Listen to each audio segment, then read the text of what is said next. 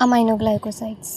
अमायनोग्लायकोसाइड्स हे एक अँटीबायोटिक आहे जे की अमायनोग्लायकोसाइड्समध्ये amine group and sugar present असते आणि त्यामध्ये ग्लायकोसाइडिक लिंकेज असते. Derived from the soil actinomycetes of genus streptomyces. तर स्ट्रेप्टोमायसिन, कॅनामायसिन टोब्रा, जेंटोमायसिन या स्पेसीस सॉईलमध्ये आढळतात. तर त्यामधून आपण अमायनोग्लायकोसाइड्स प्रिपेअर केला जातो. अमायनोग्लायकोसाइड्स हा एक अँटीबायोटिक आहे जो डिसीजला ट्रीट करतो, क्युअर करतो.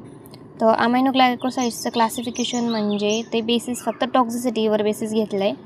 तर त्यामध्ये ऑटोटॉक्झिसिटी आणि नेफ्रोटॉक्झिसिटी हे दोन बेस पडतात. ऑटोटॉक्झिसिटीमध्ये आपला जो इनर इयर असतो तो डॅमेज झालेला असतो आणि तो इनर इयर डॅमेज झाल्यामुळे आपल्याला हिअरिंग लॉस होऊ शकतो, ऐकण्यास प्रॉब्लेम येऊ शकतो. So oto means ear and toxicity means poisoning or damage.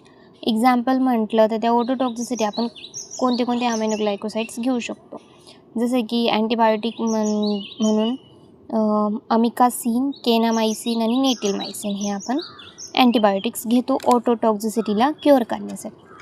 Second आहे नेफ्रोटॉक्झिसिटी. तर नेफ्रोटॉक्झिसिटीमध्ये काय आहे की हा एक ॲक्यूट किडनी डिसीज आहे जो की स्पेशली कॉज करतो नेफ्रॉनला. आपल्या किडनीमध्ये जे काही नेफ्रॉन प्रेझेंट असतो तो स्पेशली नेफ्रॉनला कॉज करतो.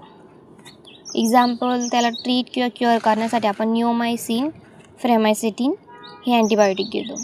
तर त्यामध्ये न्यूरोटॉक्झिसिटी म्हणजे improper activity of neuromuscular junction. Neuromuscular junction म्हणजे न्यूरॉनमधून one neuron to second neuron means presynaptic neuron to postsynaptic न्यूरॉननुसार मेसेज पास होत असतात. तर ते मेसेज पास होण्यास अडथळा येतो किंवा प्रॉब्लेम्स येतात, तो न्यूरोटॉक्झिसिटीमध्ये येते ते. सो फार्माकोकायनेटिक्स. अमिनोग्लायकोसाइड्सची फार्माकोकायनेटिक्स कसं असतं? अमिनोग्लायकोसाइड्सच्या फार्माकोकायनेटिक्समध्ये ते आपल्या इंटेस्टाईनमध्ये किंवा आपल्या स्टमकमध्ये प्रॉपरली ॲब्झॉर्ब नाही होत अमिनोग्लायकोसाइड्स, त्यामुळे आपण त्याला इंजेक्टेड फॉर्ममध्ये घेत असतो IV अँड IM रूटनुसार.